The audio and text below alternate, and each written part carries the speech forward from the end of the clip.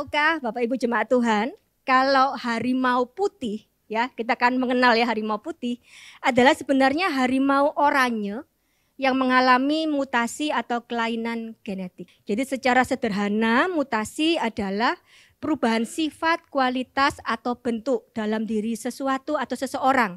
Dan harimau putih ini adalah harimau oranye yang kekurangan atau mengalami kelainan pada sebuah gen yang memproduksi warna oranye pada harimau yang seharusnya harimau oranye.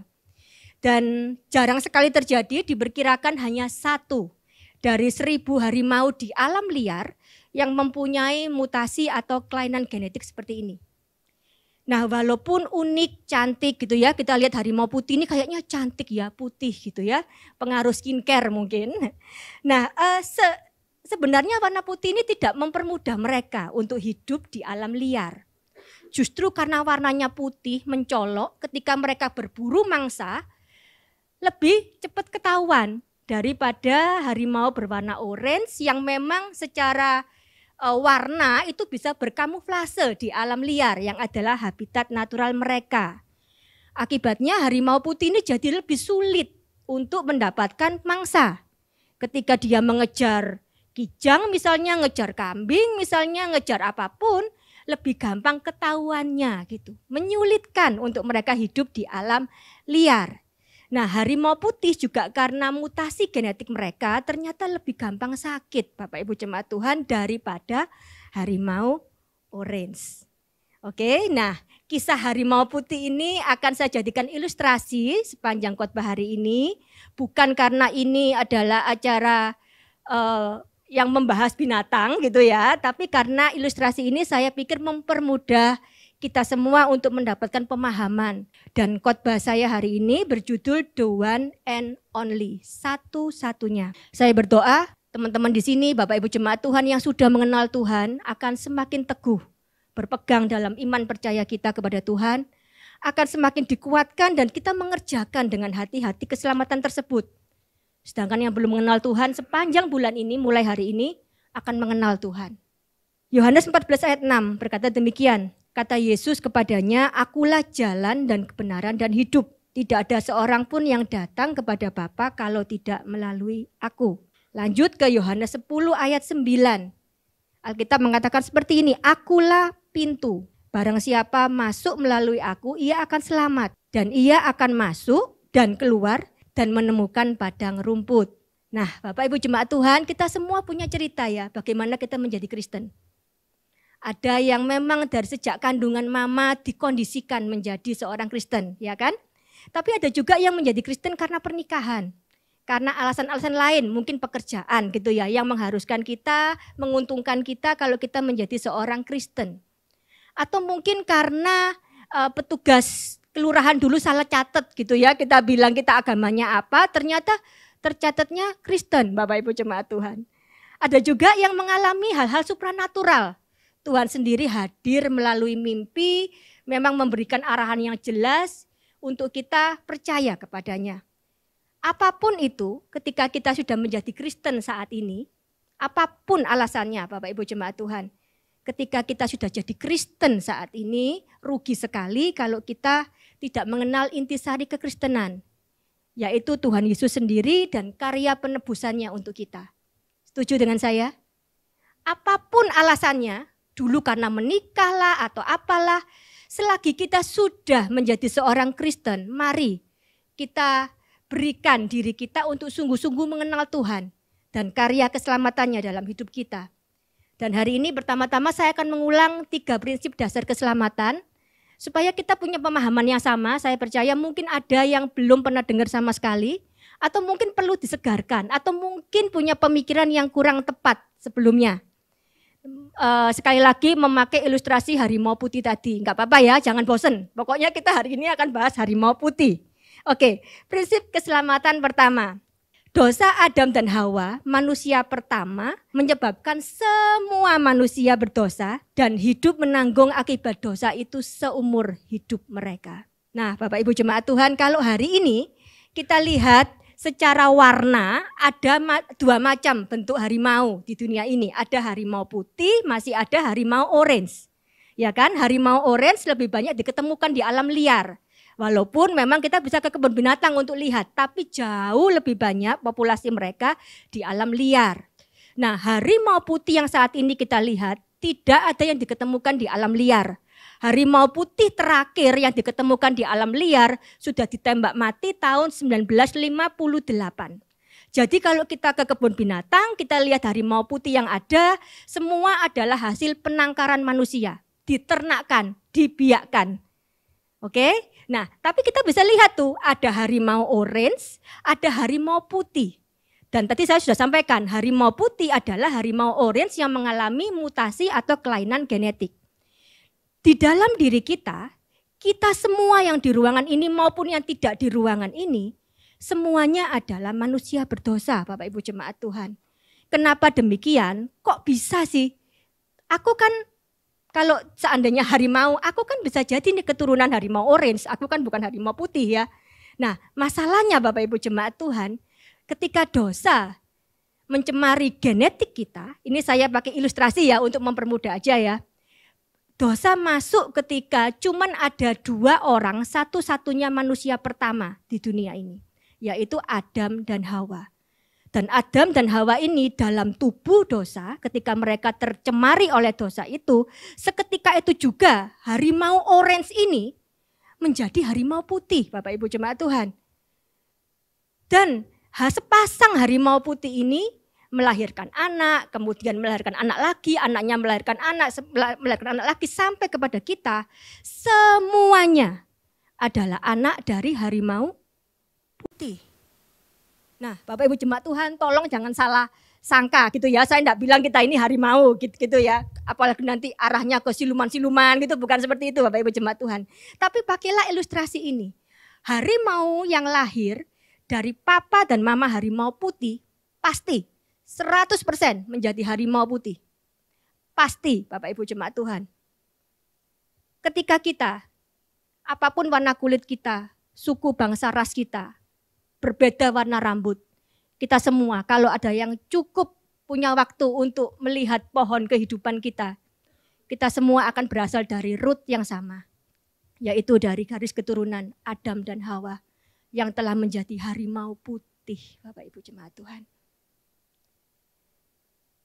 Karena itu Roma 3 ayat 23 berkata demikian, versi BIMK, semua orang sudah berdosa dan jauh dari Allah yang hendak menyelamatkan mereka. Semua orang sudah berdosa dan jauh dari Allah yang hendak menyelamatkan mereka.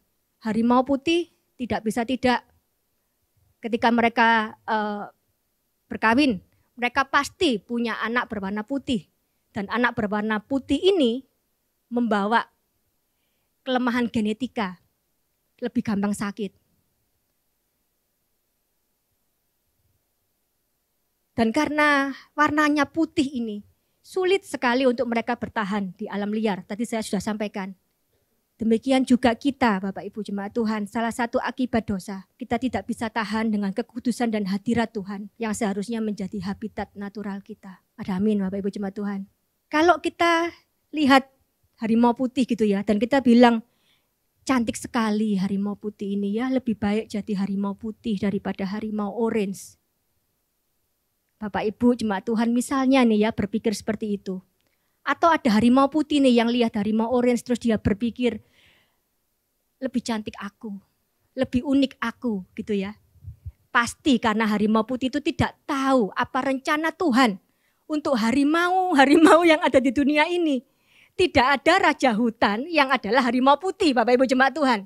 Raja hutan dengan segala kekuatannya, tidak pernah gagal, jarang sekali gagal dalam menangkap buruannya, selalu jadi pemenang di mana-mana, ditakuti oleh seluruh warga hutan, adalah harimau yang tidak pernah mengalami kelainan atau mutasi genetik. Jadi kalau hari ini harimau putih melihat dirinya aku cantik, nggak apa-apa lah sakit-sakitan sedikit gitu ya. Pasti karena harimau putih itu nggak tahu seberapa besar kekuatan, seberapa besar pengaruh dan power yang Tuhan mau untuk seorang harimau, seekor harimau bisa lakukan. Jangan puas, jadi cuma harimau putih Bapak Ibu jemaat Tuhan. Sakit-sakitan. Jangan puas, sulit sekali menangkap buruan, tergantung sama orang lain untuk kasih kita makan. Jangan puas jadi harimau putih. Yesus sekali lagi adalah the one and only answer untuk memulihkan mutasi genetik yang kita alami karena dosa. Yesus satu-satunya jawaban untuk memulihkan kondisi kita yang telah mengalami mutasi genetik ini yang kita alami karena dosa. Masih bersama dengan saya? Prinsip keselamatan nomor 2. Dosa mengakibatkan kemerosotan kualitas gambar dan rupa Allah di dalam diri manusia, namun tidak menghilangkannya. Nah, Bapak Ibu jemaat Tuhan, kembali ke cerita harimau tadi. Kalau kita lihat harimau putih, walaupun sakit-sakitan gitu ya, tapi kan kita lihat secara fisik, figur masih harimau kan. Apa ada yang lihat harimau putih terus mikir, oh dia bukan harimau nih, dia kelinci gitu. Tidak ada kan. Figurnya, fisiknya, semua masih mencerminkan seekor harimau orange. Dan di banyak harimau putih, tidak semuanya, tapi di banyak harimau putih kita masih melihat masih ada belang hitamnya. Sungguh kita lihat harimau putih, kita mikir ya dia pasti harimau. Nggak mungkin kita lihat harimau putih dan kita lihat dia kelinci lah, babi lah, kucing lah, tidak mungkin. Harimau putih masih memiliki kualitas, rupa dan gambar seekor harimau orange. Demikian juga kita, Bapak Ibu jemaat Tuhan. Kita walaupun jatuh di dalam dosa, kita masih membawa gambar dan rupa Allah itu dalam diri kita.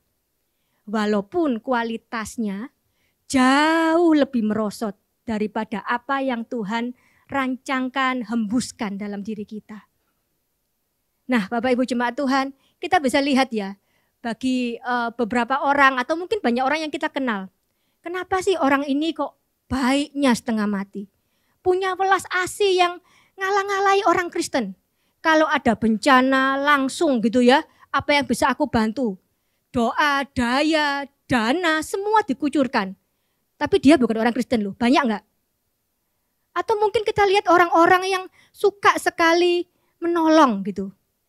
Apa-apa aja ditolong, semua kepinginnya ditolong. Kita walaupun Kristen katanya Yesus adalah kasih, kita masih mikir-mikir, aku ini dibujuin enggak ya kalau nolong dia kayak gitu ya. Tapi teman ini baiknya setengah mati, enggak peduli apapun, pokoknya kepala pun dikasih.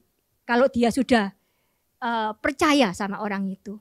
Nah, kualitas ini, kualitas welas asih adalah contoh dari gambar dan rupa Allah, kualitas gambar dan rupa Allah yang ditanamkan dalam diri kita. Daya cipta juga sama Bapak Ibu jemaat Tuhan. Hari-hari ini manusia lagi semangat gitu ya, bikin AI gitu. Saya percaya untuk ke depan, pasti teknologi AI, cloning akan semakin berkembang. Saya juga kemarin hadir MBS Surga dan Neraka, Bu Rita mengatakan pasti untuk ke depan AI ini akan sungguh-sungguh terjadi. Semakin berkembang, manusia akan bisa membuat manusia buatan lainnya. Kenapa Bapak Ibu jemaat Tuhan? Bukan karena kepandaian manusia, bukan karena kebaikan manusia, bukan karena kepintaran kita, tetapi karena memang kita masih membawa kualitas gambar dan rupa Allah itu dalam diri kita. Termasuk orang yang tidak kenal Tuhan. Termasuk mereka yang ateis, tidak mengakui Tuhan. Termasuk mereka yang jelas-jelas menolak Tuhan. Semua manusia masih mewarisi gambar dan rupa Allah itu di dalam dirinya. Walaupun merosot jauh. Kalau kita melihat orang-orang ini gitu ya, terus kita kagum. Terus kita jadi berpikir, wah berarti ada jalan lain ya di luar Tuhan. Berarti aku enggak harus ikut Tuhan ya untuk menjadi pengaruh yang bermanfaat bagi lingkunganku. Oh berarti Tuhan itu bukan satu-satunya jalan ya.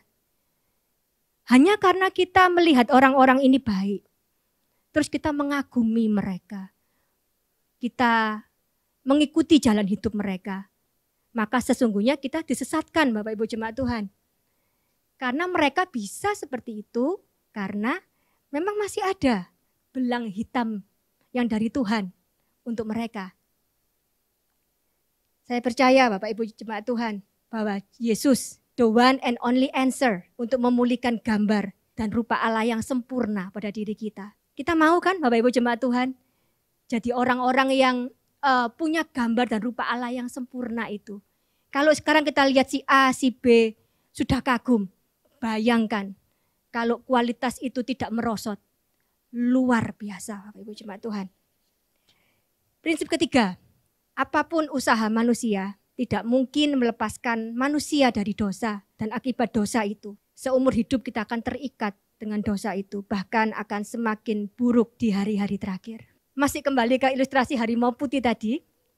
Harimau putih ini kan sekarang semua di penangkaran ya, di peternakan gitu. Harimau. Tidak ada lagi harimau putih yang ditemukan di alam liar.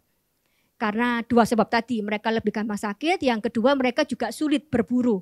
Akibatnya kalau mereka sulit berburu ya mereka lebih gampang sakit-sakitan. Karena tidak memperoleh energi, gitu ya. Dan harimau putih ini ketika sudah tiba waktunya musim kawin, mereka akan kawin dengan harimau putih lainnya di penangkaran itu. Nah, masalahnya Bapak Ibu jemaat Tuhan, harimau putih yang ada di penangkaran hampir semuanya diketahui adalah turunan dari harimau putih yang namanya Mohan yang diketemukan di tahun 1951.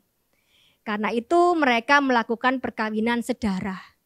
Perkawinan sedara ini tidak wajar di harimau orange yang lain gitu ya. Tapi kalau di harimau putih mereka nggak melakukannya. Karena mereka kawin hanya berdasarkan insting, ya kan Bapak Ibu jemaat Tuhan gitu ya. Ketika mereka melakukan perkawinan sedara, mereka lebih gampang sakit lagi daripada harimau putih biasanya. Jadi ini bukan cuma lebih gampang sakit daripada harimau orange, tapi lebih gampang sakit lagi daripada harimau putih biasa. Dan bukan cuma itu Bapak Ibu jemaat Tuhan. Perkawinan sedara ini sering berimbas pada cacat fisik. Seperti matanya jadi juling, cacat otak, sumbing, mata menonjol keluar, dan lain-lain. Usaha harimau putih ini untuk mempunyai keturunan yang baik, sempurna, tidak mudah dilakukan. Bahkan seringkali membawa kepada cacat-cacat yang lain seperti yang ada di gambar ini. Ini cuma salah satunya, nanti mungkin kalau mau pulang, browsing gitu ya, ada banyak harimau putih yang mengalami cacat fisik. Seorang juru bicara dari Big Cat Rescue yang bernama Susan Bass mengatakan seperti ini. Untuk mendapatkan satu harimau yang sempurna adalah 1:20. Lalu bagaimana 19 lainnya? Suntik mati, dibuang, gak ada yang tahu. Dari 20 harimau putih yang lahir di penangkaran itu, hanya satu yang sempurna. Bapak Ibu jemaat Tuhan. 19-nya semua mengalami cacat seperti itu. Dan tidak ada kebun binatang, tidak ada rumah konservasi, tidak ada sirkus yang mau dengan harimau putih yang jelek. Semua pinginnya harimau yang cantik. Kenapa? Karena harimau ini kan bukan kucing ya Bapak Ibu jemaat Tuhan ya. Makannya banyak, maintenance-nya banyak. Ngapain harimau ini itu dipelihara kalau tidak mendatangkan keuntungan? Karena itu dari 20 harimau putih yang ada, hanya satu yang lahir sempurna, itu yang diambil. 19-nya dibuang, dibunuh. Yakobus 1 ayat 15 berkata demikian. Keinginanmu bertumbuh di dalam dirimu hingga ia melahirkan dosa. Lalu dosa itu ketika sudah menjadi matang menghasilkan kematian. Setiap keinginan manusia yang tidak diserahkan kepada Kristus akan melahirkan dosa dan kematian. Bapak Ibu jemaat Tuhan, saat ini pengetahuan manusia sudah jauh lebih maju. Teknologi jauh lebih maju. Orang-orang yang S1 jauh lebih banyak daripada yang lalu. Apalagi S2 dan S3. Di zaman saya dulu lebih muda gitu ya, sekarang masih muda tapi di zaman lebih muda. Bahasa Inggris itu kan salah satu subjek yang kita sulit ya. Bapak Ibu jemaat Tuhan ya, kita mesti ngapalin, ketemu orang asing juga kita hati-hati ngomongnya, takut salah grammar dan lain sebagainya. Tapi di zaman ini anak sekarang, anak-anak kita lebih pede, lebih mudah ngomong dalam bahasa Inggris daripada ngomong dengan bahasa ibu misalnya, bahasa ibu mereka, bahasa daerah misalnya. Bahasa Inggris ini walaupun mungkin tidak semua fasih, tapi banyak yang bisa daripada zaman kita lebih muda dulu Bapak Ibu.